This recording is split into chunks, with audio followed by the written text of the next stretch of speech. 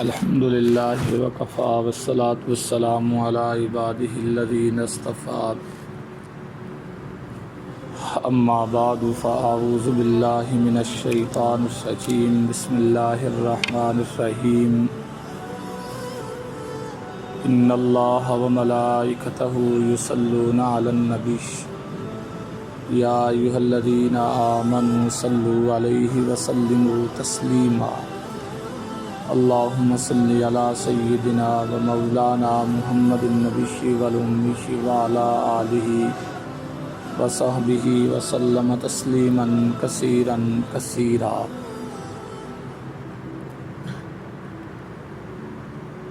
جس دور سے ہمارا گزر ہو رہا ہے یہ ہر اعتبار سے بہت نازک دور ہے، اور ہم یہ سمجھتے ہیں کہ علم میں تحقیقات میں بہت ترقی ہو گئی ہے۔ پہلے سننے کے جو ذرائع تھے وہ بہت تھوڑے سے تھے۔ سن 2000 کے بعد اور خاص کر 2009 کے بعد سننے کی جو چیزیں تھیں وہ بہت زیادہ ہو گئیں۔ فیس بک آیا، انٹرنیٹ کی دنیا آئی، تو ہر آدمی نے موبائل کو خریدا، اور پھر اس نے دیکھا کہ ہر مولوی، ہر آدمی نے اپنی باتوں کو سیو کر کے، محفوظ کر کے دوسروں تک پہنچانے کی ایک بہترین کوشش کی۔ اور آپ حضرات یہ کہتے ہیں کہ پڑھے لکھوں میں اضافہ ہوا ہے، لیکن اگر آپ تھوڑا سا پتہ ماری کر کے کتابوں کو دیکھیں، علم کی دنیا میں قدم رکھیں، تو ہمیں ایسے معلوم ہوتا ہے کہ علم کے ساتھ ساتھ جہالت نے اپنا پورے کا پورا ڈیرا ہمارے ذہنوں میں ڈالا ہوا ہے۔ بات تھوڑی سی اہم بھی ہے اور سمجھنے کی بھی ہے کہ آپ سوچیں کہ علم کس چیز کا نام ہے؟ کوئی بتا سکتا ہے آپ میں سے کہ علم کس چیز کا نام ہے؟ لو جی، ایک معنی تو سامنے یہ آیا کہ پہچاننا۔ تو پہچاننے کا علم تو بہت آسان ہے۔ بکری کو دیکھا اور آپ نے دیکھا کہ یہ بکری ہے۔ والد صاحب کو دیکھا تو آپ نے پہچانا کہ یہ والد۔ کھانا سامنے آیا تو آپ نے کہا یہ کھانا ہے، ٹھیک ہے۔ کیا نام ہے آپ؟ یاسر صاحب نے فرمایا ہے کہ پہچاننا۔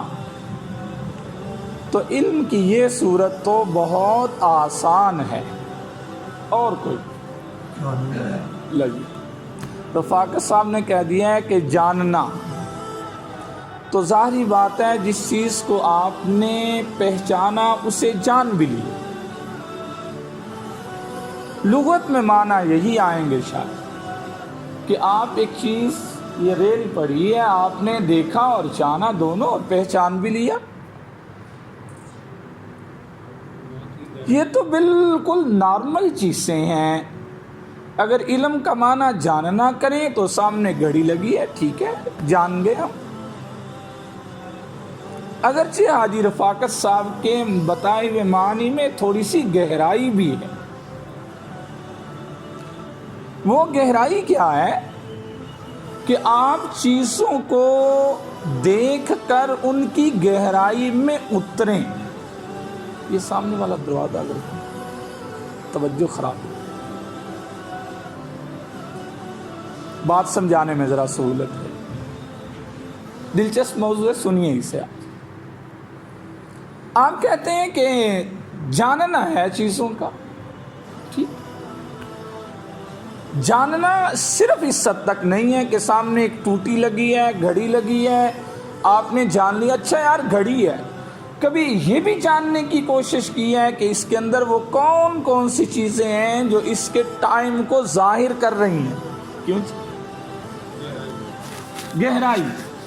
یہ موبائل ہے، آپ نے جان بھی لیا اور یاسر صاحب نے پہچان بھی لیا، لیکن اس میں وہ کون سی چیزیں ہیں جو ہماری آواز کو لے کر ٹاور تک پہنچاتی ہیں، وہاں سے ٹاور سے پھر آگے اگلے آدمی تک منتقل کرتی ہیں.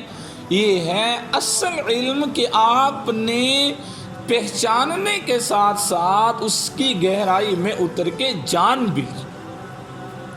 تھوڑا سا اور گہرا کریں اس سے، اگر آپ دماغ توجہ سے تھوڑا ہماری طرف رکھیں تو اگلی بات بھی، علم کے اصل معنی ہے آگہی.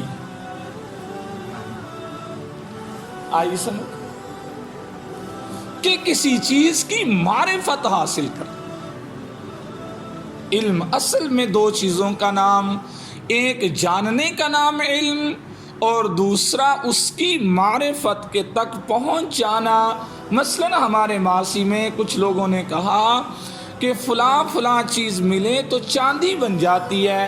انہوں نے وہ جا کے وہ دھاتیں دریافت کی اور لا کے چاندی بنا کے انہوں نے کہا کہ یہ ہے علم. علم جاننے کے بعد وہ مانگتا کیا ہے؟ وہ پھر عمل کی دنیا میں قدم رکھنا چاہتا ہے. اور یاد رکھنا چاہیے کہ علم وہ جو فطرت کے مطابق ہو جائے.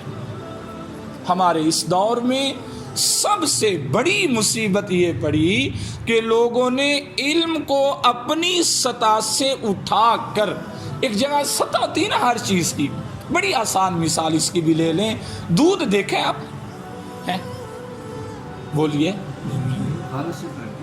نہیں چلو جو بھی دیکھیں، دودھ دیکھیں نا آپ نے. اچھا دودھ کا مقام کیا ہے؟ تھنوں سے نکلا، اس کا اصل مقام صاف برتن ہے، یہی ہے نا. اچھا آپ اسی دودھ کو اٹھا کے لوٹے میں رکھ دیں تو وہ اپنے مقام پہ نہیں نہ رہا. ہے وہ بھی مقام اور ہے یہ بھی مقام، لیکن اصل مقام نہیں رہا اب اس کا. اس لیے علم جس سطح پہ ہے، جس مقام پہ ہے، اس مقام کو ہم نے وہیں سے اٹھا کر ہم نے اسے لا کے رکھ دیا ہے لوٹے میں، عقل کے معیار پر. اور ہم یہ سمجھنے لگے ہیں کہ یہ علم ہے، نالج ہے. 3 مثالیں دیں اس کی. ایک بڑے مشہور عالم دین آج کل فیس بک پہ، وہ فوت ہو گئے تھوڑا عرصہ پہلے، کام بھی بہت کیا. ان سے کسی نے پوچھا کہ تراویح کی نماز، انہوں نے کہا تراویح کی نماز تو سرے سے اسلام میں ہے ہی، یہ علم کا اصل مقام نہیں. دوسری مثال لیں، بہت مشہور ہیں، بڑے لوگ سنتے ہیں، بڑا شہرت ہے ان کا، نام نہیں لیتے پھنڈ پڑتی ہے. وہ فرماتے ہیں کہ یہ جتنی